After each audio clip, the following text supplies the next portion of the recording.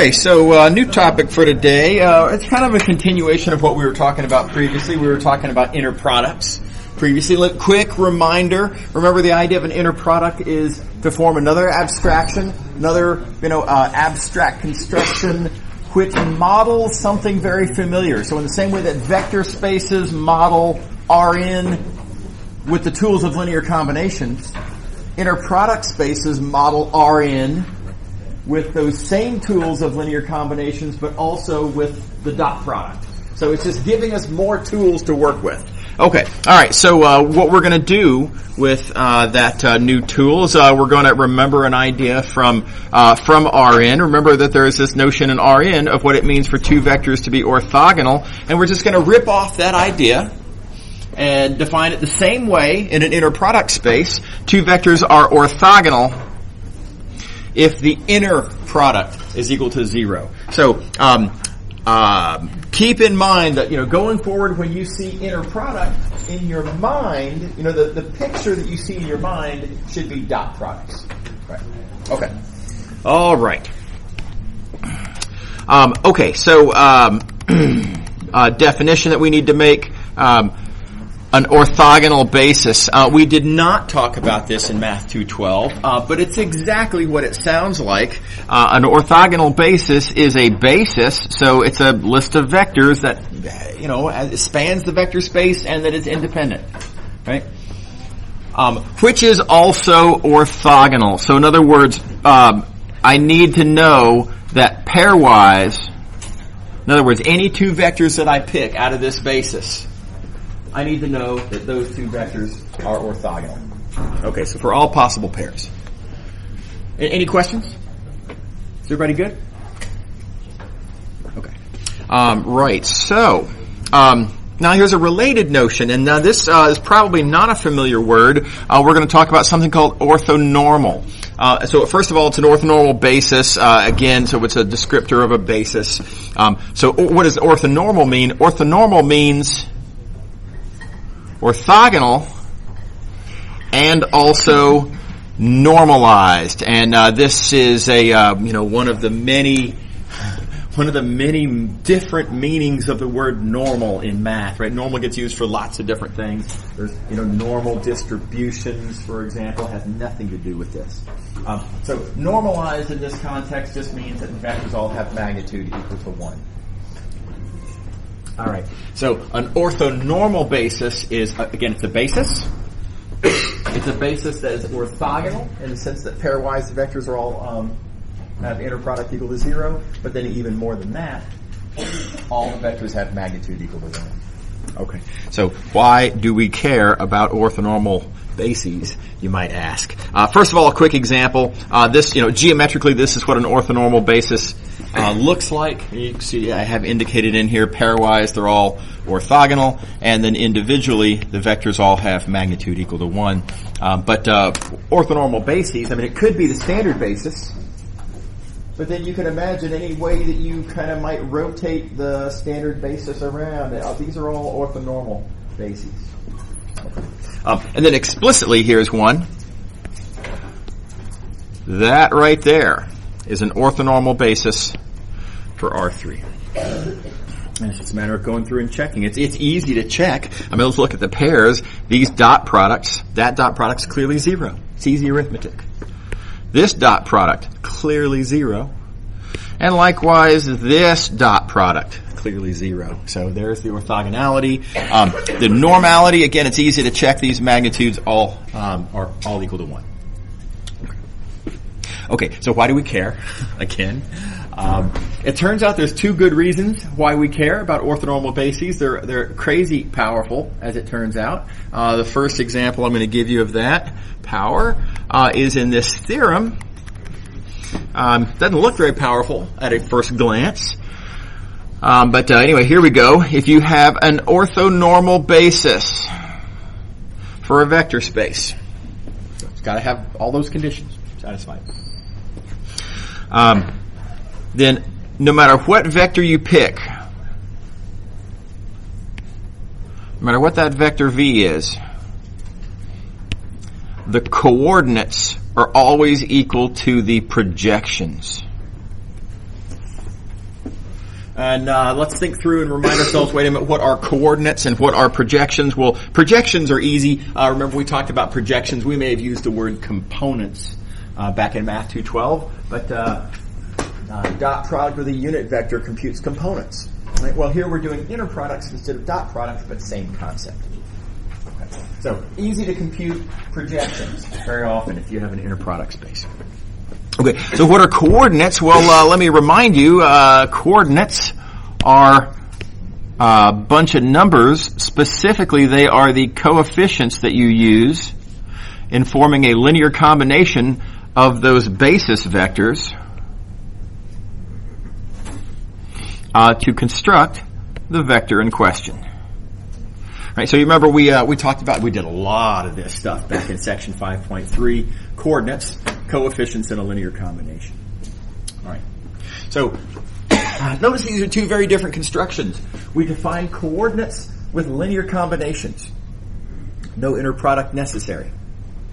We define projections with inner products. No linear combinations being done at all. Okay, so the fact that these are equal is a little bit surprising. I want to before I prove this result, let me give you a geometric picture of why this is surprising. And this is just a picture, just for sort of intuition purposes. But here's that vector about which we're going to talk about projections and about which we're going to talk about coordinates. So let's suppose I'm considering this basis here, V1, V2. And let's think about how would I compute projections and how would I compute coordinates. Right? Okay, well, coordinates, remember, we're going to take a linear combination of these purple vectors. And a linear combination, when you scale and multiply, scale and add vectors, ultimately what you end up with is a picture of a parallelogram. So, let's not sweat the algebra here, but roughly speaking, you're going to compute coordinates by looking at a parallelogram like that. Right? So in other words, this side, if you will, of this parallelogram is a scalar multiple of V1. This other side is a scalar multiple of V2, and the idea is that V is a scalar multiple of V1 plus a scalar multiple of V2, and that's, you got to figure out, what coefficients, what do I have to multiply by the V1, what do I have to multiply by the V2, but this is the picture of what it looks like when you're computing coordinates. Okay, now, by comparison, what does it look like when you're computing projections? Or again, think components, Math 212 components. Well, you drop a perpendicular. Let's see if I can do a better job artistically. There we go. You drop a perpendicular. Right, so we'll drop a perpendicular to the line defined by that first vector. And then likewise for this second vector, we drop a perpendicular. Right? They're totally different pictures. Right, so it's extremely expected that, of course you should get totally different answers. Projections are based on these orange lines. Coordinates are based on these yellow lines. Why would they be equal? They're not even the same picture. Right? Okay, so why should this, on the other hand, why should this work when you do have, actually maybe I'll leave that there. Why should this work when you do have an orthonormal basis? So let me draw that same picture again. Here's my two basis vectors. Right? And let's not worry about the algebra here, just ignore that. So here's a vector. Where's the parallelogram that I would draw to think in terms of coordinates? Well, the parallelogram would be like this. I can do a better job than that. Let me try that one more time. Sorry. Here we go.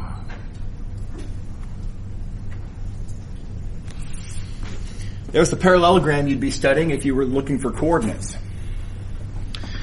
If you're looking for projections, aka components, you'd be dropping perpendiculars. Well, they overlap. Same picture. Right? So in this case, you see how everything's going to line up really nicely when you have an orthonormal basis, and it seems kind of plausible that maybe coordinates and projections should relate to each other. So let's go back and see how the algebra plays out now. Here's the old picture again. How does the algebra play out? It's a pretty straightforward argument. If you have your vector written as a linear combination of the basis vectors, here's your orthonormal basis vectors. Right? The coordinates are these numbers here, C1 through Cn. Whatever coefficients you need in a linear combination of those basis vectors. That's your coordinates. So let's compute the projections. How would I compute these projections? Take them one at a time. There's a projection. Now, this vector in question, keep in mind I already know how to write that vector as a linear combination of the basis vectors, so that the projection that I'm trying to compute, there it is. I'm trying to compute that projection. V is equal to this. And now it's just a matter of going through and directly confirming that this orange thing that I have circled, I just need to show that it's actually equal to, the corresponding coordinate. The corresponding coordinate, the corresponding coefficient. I just need to show that this is equal to Ci. So, said differently, I just need to compute this inner product, confirm that's equal to Ci, and it's a straightforward plug and chug. First of all, I use the linearity. Remember, we made this observation last time that inner products are linear in each entry. Here I'm using the left entry. I'm viewing this inner product as a function on the left entry. In other words, we're going to leave that vector on the right fixed. Viewing it as a function in the left entry, linear combination in, linear combination out.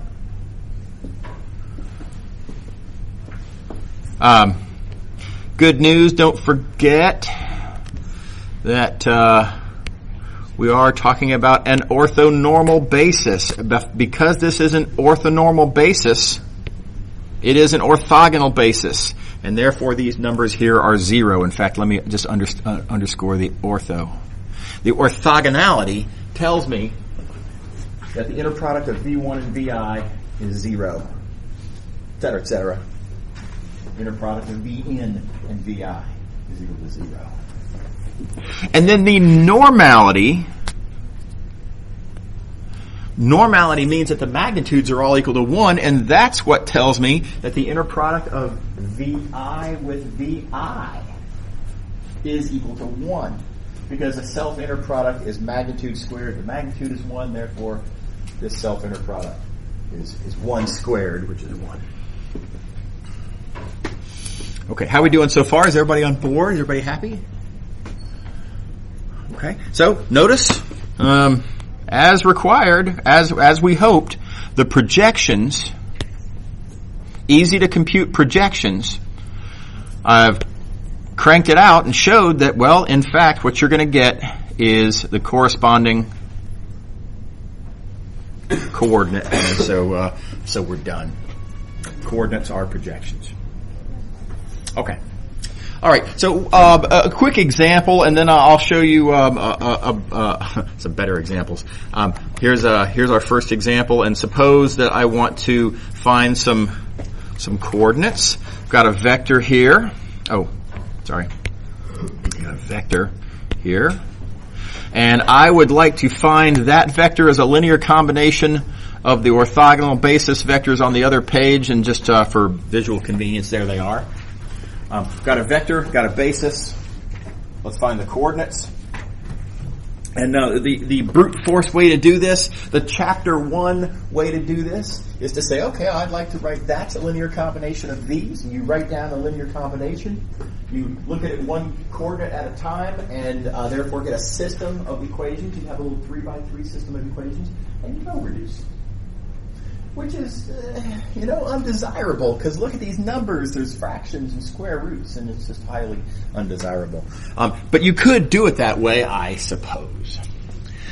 Instead, we're going to use the fact up here that says because this is an orthonormal basis, I can compute the coordinates instead by computing projections. Projections are just inner products. Here in R3, the inner products are just dot products, and that's easy to compute. Easy arithmetic. So the coordinates, let me do it like this, the coordinates, being as they are projections, are just easy dot products, and therefore are that. Much nicer, isn't it? Better than row reducing. Very convenient. Okay, and of course, all of this hinges, of course, on the fact that this is an orthonormal basis. You cannot just do this with any basis. It's got to be an orthonormal basis. All right, now I have a couple of better examples the wrong word, but I want to give you some applications of this that I think are just extremely exciting. Here we go. We're going to start off with Fourier Series. If y'all remember Fourier Series from Calc 2. Correction, those of you who took Calc 2 here at Duke, you remember Fourier Series. Okay, so here's the idea of Fourier Series. If you have a periodic function, then you can rewrite that periodic function as a sum of simpler functions, namely multiples of sines and cosines of different frequencies.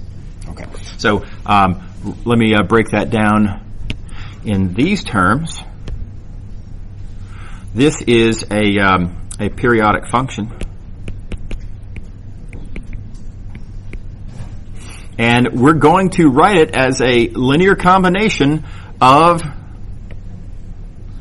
simpler functions, namely sines and cosines. All right, so our goal is to find what they call the Fourier coefficients. These numbers here are those coefficients. How are we going to find those coefficients? Well, look, if the sines and cosines are a basis of something, then I can reinterpret this question of, I want to find these, just some random coefficients as I would like to find the coordinates of my periodic function with respect to the basis, I'm claiming, of sines and cosines. And it turns out that not only do these functions form a basis, but these functions appropriately written are an orthonormal basis. Let me not describe the vector space. I don't want to get into the weeds. But appropriately interpreted, these are an orthonormal basis. Okay, so that's the wonderful thing. This question then of, how do I find these Fourier coefficients is I just want to know the coordinates of one vector, a periodic function, in terms of other vectors, namely this orthonormal basis of sines and cosines. And how are we going to find these coordinates? No surprise, we're going to do it with projections. How are we going to compute those projections? Well, don't forget, you got to make your appropriate choice of your inner product. What inner product space are we working in? Turns out the best inner product space to work in for this purpose is the L2 inner product. Right? And the L2 inner product then it's that weird formula, right? But it's an integral of the product of the two functions. And so those of you who've seen Fourier series before, the first function is whatever your periodic function is that you're trying to represent, and the other functions are, sines and cosines. And if you look back to the formula for the Fourier coefficients, that's exactly the formula that you get. So I'm going to leave out some details. There's some constants that you have to throw in there. Sines and cosines by themselves are not normalized. You have to multiply by the appropriate constants, so they will be normalized. But those constants appropriately chosen, this works, right? And so you get this semi-magic kind of result that any periodic function, even if it doesn't look like a sum of sines and cosines at an immediate glance, doing certain critical little calculations here, couple of little integrals that you can crank out, and you will find the coefficients that allow you to view your random periodic function as a sum of sines and cosines. Okay, so that's the idea of Fourier series. Now I'm going to show you another example that's going to be shockingly similar to this, and it's one of the ideas in image compression. And this is a very modern idea. These ideas, let's see, historically, I think they started coming around maybe 30 or 40 years, 40 or 50 years ago. So in the big scheme of things, very recent. And of course, also, as y'all know, image compression, very important in internet, computer science kind of stuff, right? I mean, it's kind of how Netflix works, right? If you think about it. So that's a big deal. It's relatable. Right? My life would be affected very much to the negative if Netflix didn't work. So this is a pretty big deal. So here's the idea. It's structurally the same idea. Instead of understanding periodic functions, we're just looking at images. Instead of sines and cosines, you just need another kind of a basis. And let me be vague about this. I'm just going to say a basis of simple images.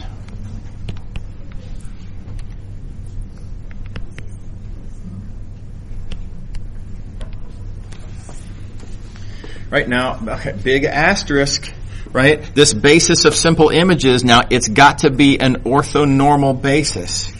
So all of it's a trick to figure out how to do this, right? To figure out how to come up with a list of images that are complex enough that most images can in fact be viewed as linear combinations of these simple images, right? So they have to be complex enough to be able to model those things, but they also have to be simple enough that this is actually a win and not a loss. And they also have to all be orthogonal to each other. And it's a bit of a trick, right? It's quite a trick. So anyway, if you find, and they have, right? Again, Netflix does work. If you find an appropriate basis of images, then using this theorem, you can understand, your image, this complicated. You can take a great big bitmap file that's got just millions and millions of pixels, each of which takes a couple of bits for colors and stuff like that. Huge amount of information, and you can understand it instead by, just tell me the coordinates. And linear combinations are easy, right? If you don't actually communicate the image, oh my gosh, that would be insane, right? You just communicate the coordinates, understood with respect to an agreed upon basis. And how do you compute those coordinates? You compute those coordinates with projections. Namely, you compute those coordinates with inner products. And roughly speaking, the inner product is kind of like the L2 inner product. It's just an L2 inner product defined on 2 dimensions instead of 1 dimension. But other than that, it's morally pretty much the same. So I think this is just fabulous, right? Really interesting idea. By the way, one of the leaders in breaking this ground and finding good bases to make this work is a mathematician, Professor Ingrid Dobeschies, who is here at Duke. And I think that's a pretty neat thing. So if you ever get an opportunity to take a class from Professor Dobeschies, it's an opportunity. It's a real great opportunity. Okay. All right. Moving along. Here's another neato property of orthonormal bases. I'm going to start with a definition. Here's our definition of something called an orthogonal matrix. And I'm going to apologize momentarily for the terminology, but this is the terminology. An orthogonal matrix. An orthogonal matrix is a matrix whose column vectors form an orthonormal basis. All right. Now, look, you can see how we would maybe name a matrix after a property of their column vectors. I mean, we've done a lot of things in the past where a matrix comes about because of its column vectors, or given a matrix, you look at its column vectors. So that's not too surprising. But doesn't that make it seem like, I mean, after all, if the column vectors form an orthonormal basis, wouldn't you think this would be called an orthonormal matrix? And it's not. It's called an orthogonal matrix. And best I can tell, I mean, I've asked multiple people, why don't they call this an orthonormal matrix? Shouldn't it be orthonormal? And the response I always get is, but I mean, whatever. Who cares?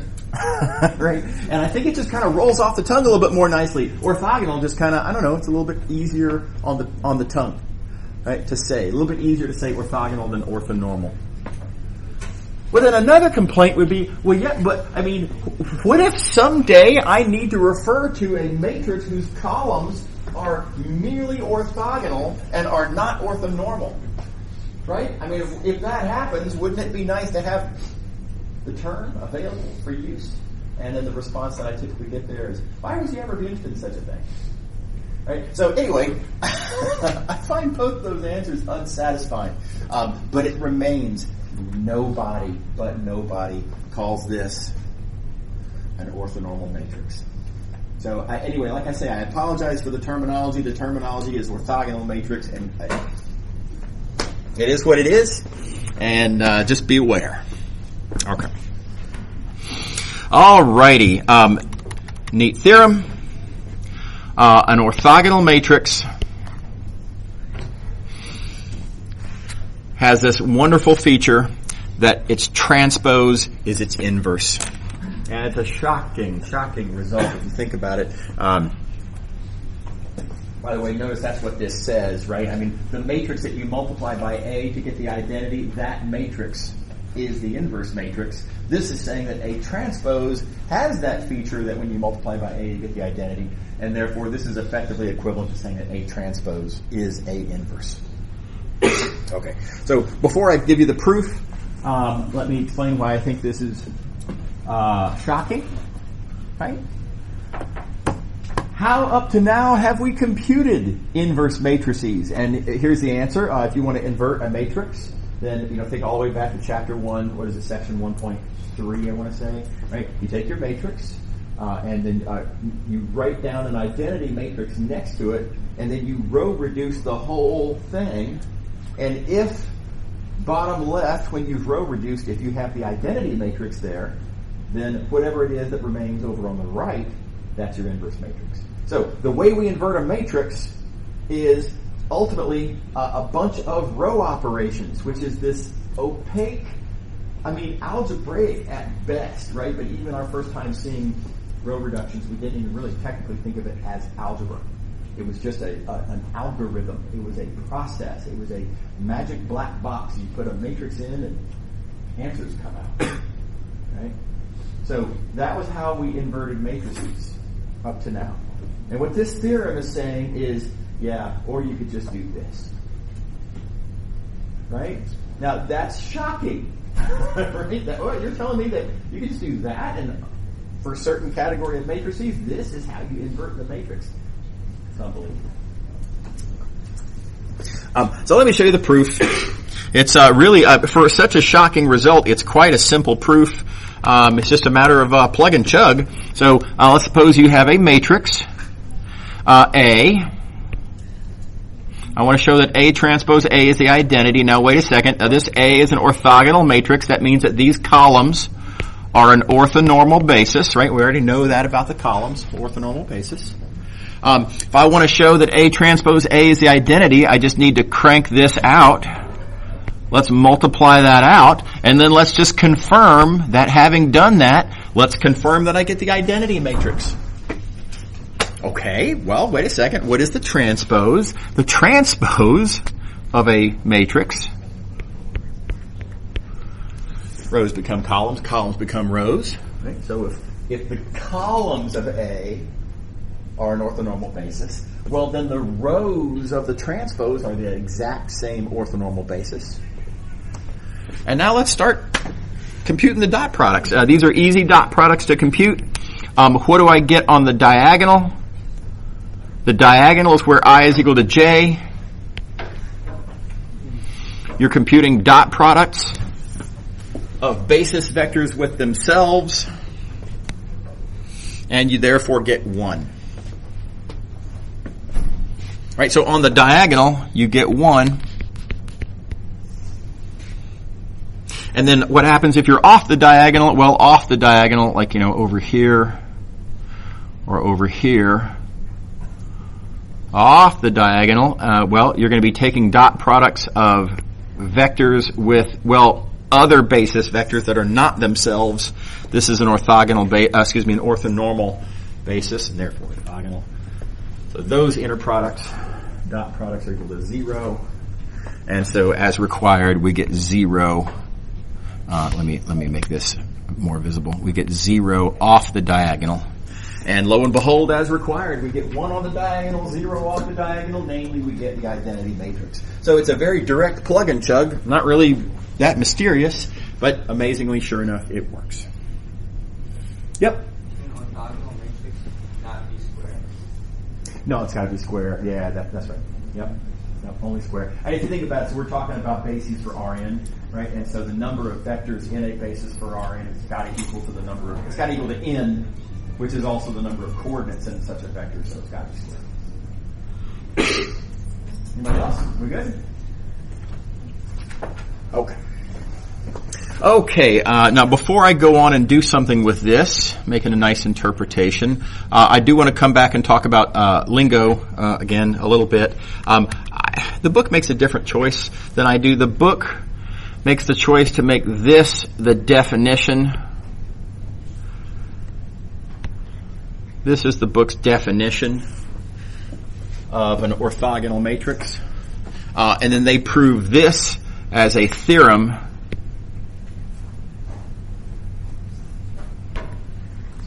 that the columns form an orthonormal basis. So you'll notice I'm doing it the other way. I don't know. It just seems natural to me that definitions should be motivated. This is just a feeling, right? I feel like definitions should be motivated. Your choice of terminology should be motivated. And so, imperfect though it is, and I've already complained about that, I feel like orthogonal is at least motivated from the fact that the basis is, among other things, orthogonal. It's also orthonormal, right? But so, to me, the term orthogonal is motivated by this fact, so this fact should be the definition. And so that's why I did the switch. Do be aware that this is okay, right? There is this idea of equivalent definitions. This is not the first time that y'all have seen equivalent definitions. The number e, right, can be defined in different ways. It can be defined as a certain limit, as n goes to infinity of blah, blah, blah, right? Or e can be defined as the unique value that has a certain property of some other limit. Or it can be defined as the unique base for logarithms that has the feature that blah, blah, blah, right? Different ways to define e. They all give you the same number. And you can take any one of those properties of e to make the definition, and then from that choice of definition, prove the others. And it's perfectly fine. And I've seen textbooks that have, I think I counted one time, 6 distinct definitions of E, all of which, of course, are equivalent and doesn't really matter. Okay, so same thing is going on here. I'm just switching which one is the definition, but it is equivalent and therefore fine. Okay. Okay, so here's a neat fact.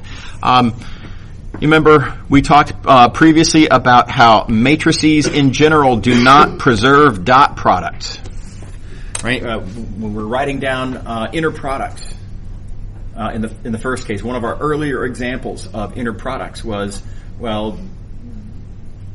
change of basis, aka multiplication by a change of basis matrix, does not preserve dot products. But it gives you a different inner product. But anyway, so in general, matrices do not preserve dot products, but the neat thing about it is that orthogonal matrices do preserve dot products. So if you give me a couple of vectors v and w, You can dot them before you multiply by A or after you multiply by A. Doesn't matter. Get the same thing in either case.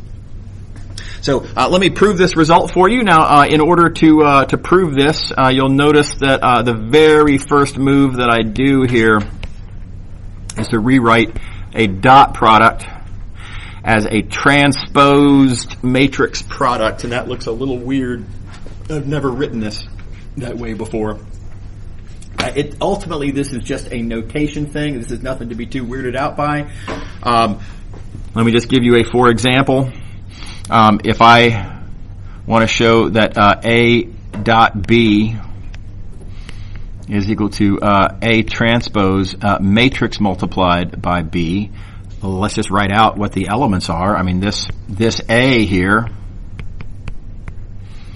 something like that. The B here, something like that. What would A transpose look like? A transpose would be something like that. Right? And B again is, as before, B is like this. And just notice that these multiplications are the same. Right? The way you would do this dot product is, well, you'd multiply and add. You look over here, look at this matrix product, viewing this, it's a little weird, right? But this 1 by 3 as a matrix, and matrix multiplying by this vector, it's the multiply and add. It's the same exact arithmetic. So ultimately, not a mysterious fact. It's just something we've never actually written down before. But a dot product can always be rewritten as a transposed matrix product in this way. So heads up about that. We're going to use that here and there coming up in the course. Yeah. So does this have to be orthogonal for it to work? Or no, this is true for any vectors that you can dot product, any vectors that have the same dimension. Yep. Arguably, this could have been presented in Math 2. Well, no, I guess they don't do matrix multiplication. This could have been presented on day 1 of Math 216. Oh, day 3, Math 216. Right after we define matrix multiplication. Okay. So the proof with this in mind is pretty straightforward. Here we go. Dot product is a transposed matrix product. Transpose of a product is the product of the individual transposes, but just don't forget to switch the order. Flash back to, section 1.4, right? There was a little quick discussion we had about transposes and symmetric matrices and all of that business. Matrix multiplication is associative, so I can do that. A transpose A. Oh, wait a second. A is orthogonal, and therefore A transpose A is the identity. And so that cancels, thus leaving us with a transposed matrix product, aka a dot product. So very straightforward little algebraic dance, right? A little quick move there, but nice result. And you can see exactly where we use the orthogonality. The orthogonality comes in these terms canceling. Okay. All right. So one real quick consequence of this, and I don't want to spend a bunch of time. There's this next page of notes. I could spend 15 minutes talking about this. It's ultimately not something that you're responsible for in the course, so I'm going to just skip most of it. But I do want to observe very quickly that let's think back to how we define lengths and angles in inner product spaces. And that is they come from dot products, inner products. Right? So given that dot products compute lengths and dot products compute angles, if dot products are preserved, it immediately follows that lengths and angles are preserved too. And now let's think about how that could be. We have a matrix, the action of a certain matrix, which, if you look at before and if you look at the after, all the lengths are preserved. That means all distances are preserved. And all angles are preserved, and ultimately, if you think about it, what that means is you have a rigid motion. Right? So this can be a rotation or a flip of some sort, maybe. I mean, exactly what kind of flip, unclear, right? But flips preserve lengths and angles. Rotations preserve lengths and angles. They're all rigid motions. Okay. Alrighty. Okay, so we've seen a couple of neat properties of orthonormal bases. On the one hand, orthonormal bases make for cool matrices. Right? And on the other hand, orthonormal bases make Netflix work. Right? Which, awesome. Again, super cool how this works. Orthonormal bases are highly desirable. And so that motivates the next question, which is, suppose you have a basis that's not orthonormal. You could imagine, right, that by some process you find a basis, by hook or by crook, and then you find yourself thinking, okay, I've got a basis. I guess that's nice. But, man, wouldn't it be nice if I had an orthonormal basis? I could do cool things if I had an orthonormal basis. But I don't. All I have is a basis. So how do you convert a basis that's not into a basis that is? How do I take something that's not orthonormal and how do I orthonormalize that basis? So there's a great answer. It's called Gram-Schmidt orthonormalization. It's ultimately a very simple process. I don't want to spend a bunch of time on this. In fact, I might, even though we've got 5 pages in the notes on this, I might cover it in the next 6 minutes. Maybe that's aggressive.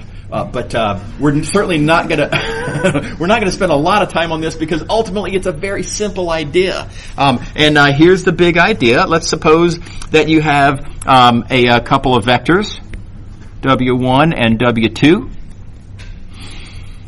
How am I going to fix that first vector? By the way, when there's a disagreement between two vectors, for example, I in an ideal world, in my goal, I want these two vectors to be perpendicular. So either W1 is pointing in the wrong direction or W2 is pointing in the wrong direction. Which one's pointing in the wrong direction? We're going to always give precedence to the earlier vector, right? So if W1 and W2 are not pointing perpendicularly to each other, that's W2's problem, not W1's problem. So that's just our choice. It's an arbitrary choice. And so what's wrong with W1? Well, the only thing wrong with W1 is that it's not a unit vector. So, okay, divide it by its own magnitude. Cool. We fixed it. Okay. All right, so next question. What's wrong with W2? Well, there's a couple of problems with W2. W2, per my earlier note, is pointing in the wrong direction. Right? We've got this new V1 vector that's been fixed. It is the definition of the right direction for the first vector, right? So W2 is now literally pointing in the wrong direction. How am I going to take that W2 vector and point it in the right direction? And here's the big idea, and prepare to be unimpressed. That purple vector, I'm going to view it as a sum of a vector pointing in the right direction plus a vector pointing in the wrong direction. Right? To some extent, there's a part of W2 that's pointing the way I want it to. It's just that there's also a part of W2 that's pointing exactly the way I don't want it to do. So the big idea then is let's just identify what is this W2 vector and let's just subtract it. Right? As it stands, blue plus red equals purple. I picked out the colors for that to work, by the way. Blue plus red is purple, isn't that nice? Yeah. If you want to find the blue vector, subtract the red from the purple, and you'll be left with blue. And again, I hope you're unimpressed by that. That's not a deep idea, right? But all we got to do is figure out that red vector and subtract it off. Having subtracted it off, that vector, it is pointing in the right direction. However, it's too long. We know how to fix that. We just divide it by its own magnitude. We already fixed V1. Now I have an orthonormal basis. That's it. That's the big idea, right? And Gram and Schmidt get to have their name, used over and over and over again because they had this trivial idea of, is it pointing the wrong way? Throw away the part that we don't like. Right? I mean, it's just not that much of it's not that deep of an idea. Right? Okay, all right. So let's write down some equations. The equations are actually pretty straightforward. Recall, if you have our first vector W1, if you would like to find this nice unit vector pointing in the same direction, no problem. The way we normalize a vector is you divide it by its own magnitude. Right? Ancient history, Math 212. So that part's easy. But let's talk about, how do we deal with the directions business. It's, again, ultimately no big deal. W2, there's that vector that I want to fix its direction. Here's the kind of what I want to turn it into. That's the part of W2 pointing the right way. Here's the part of W2 pointing the wrong way. And what, by the way, do I mean by it's pointing the wrong way? What I mean is it's pointing in the direction of V1. I don't want there to be anything pointing in the direction of V1. I would like to have something that's orthogonal to V1. And whenever there's any component that points in the direction of V1, it's not going to be orthogonal.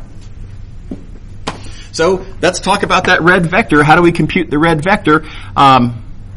It's pointing in the direction of V1. Right? In fact, again, that's kind of the definition of it. It's the part of W2 pointing in the direction of V1. So of course it points in the direction of V1. What's the scalar there? Well, V1 is a unit vector. So this scalar is just, whatever the magnitude is there. This magnitude, that magnitude, that's just, it's the component. It's the component of W2. Oh, come on, colors. It's the component of W2 in the direction of V1. Right? So, let me do it like this. I'll use orange. That scalar is the magnitude. The magnitude is a component. Component's an inner product. So there's your formula for how to... That's what you subtract off. That's the thing you want to get rid of. That, again, literally is the thing that you subtract from your W2 to get that blue vector that's pointing in the correct direction. So, again, I hope you're unimpressed. Okay? All you have to remember here is, in fact, you don't even really quite have to memorize even this formula. Right? You just have to remember the strategy, and just remember that the thing you're trying to get rid of is the part that's pointing in the wrong direction, namely the direction that it's not allowed to, namely the V1 direction. And how far is it pointing in that direction? Well, again, that's a component, and components are inner products. So just remember that idea, or if you'd like to memorize the formula, sure, go ahead. And with that done, it's all over but the shouting. Of course, the one last thing we have to do, that vector is now pointing in the correct direction, but it's too long. How do I take that blue vector?